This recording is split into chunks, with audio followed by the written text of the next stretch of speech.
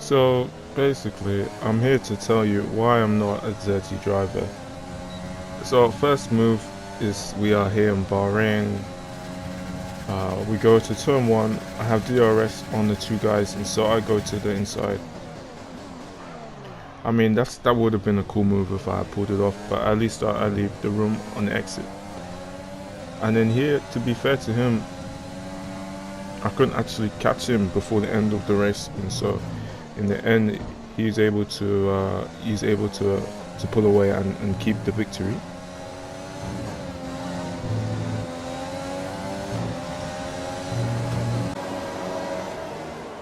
And then in the next clip, we go to France.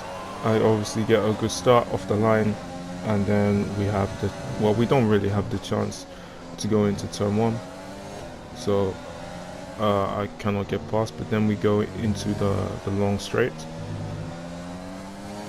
and then here, obviously the ridge mix and the ERS, and then I use the slipstream, and so he stays all the way to the inside. And then so I have to take the outside, and then I leave him room on the left,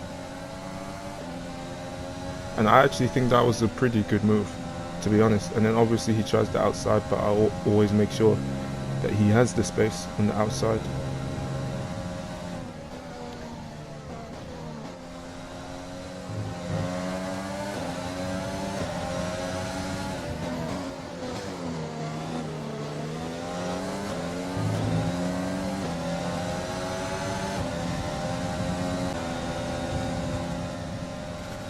And then here we're going into turn one and turn two, and you can see he's actually in third place, and then he actually hits the other guy off the road, and so I mean that one had nothing to do with me.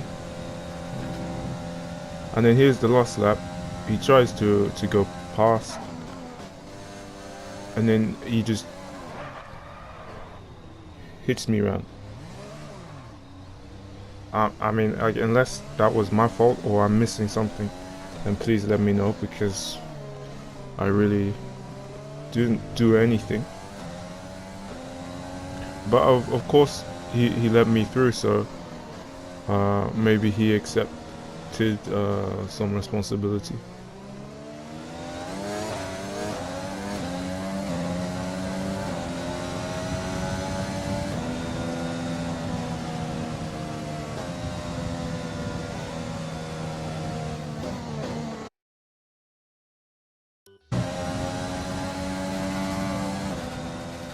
Now we go to Silverstone, lap 2 and turn 3.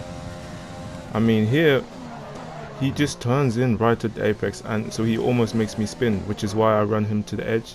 Here I get the cutback, I have the inside, and he just, like, I mean, I don't really understand what more I can do to avoid the crash there, because he turned into the apex initially as if I was not there. And so that's why I spun wide to the outside, but even still I left him room. But I get the fastest lap for consolation, I guess.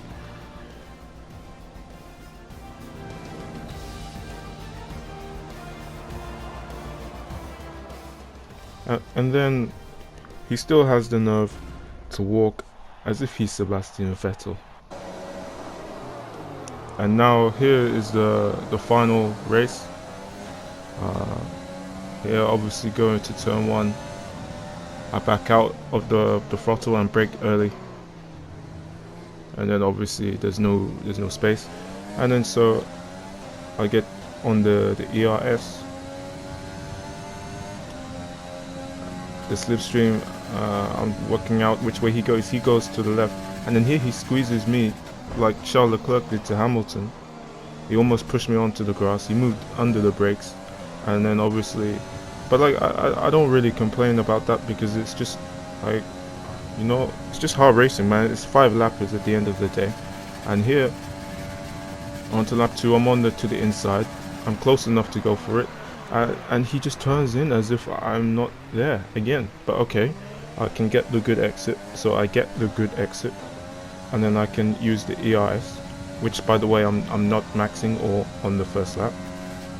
And then Here I go to the inside. I'm alongside. I brake late. I make the corner. I leave the room on the outside.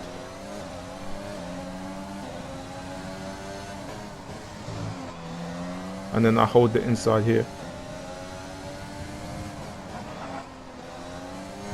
And now, well, we go down towards the fast chicane.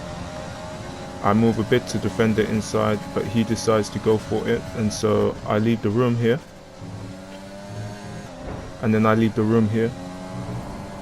I mean, we both go wide. I think he cut the track on the inside, but at the end of the day, it's just hard and fair racing at this point. So, this is just fair enough, I think. So I keep the place. And then we go on to the third lap.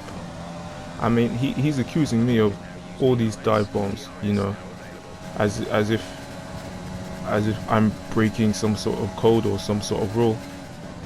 And then we see here, and then obviously he has the rage quit at the end.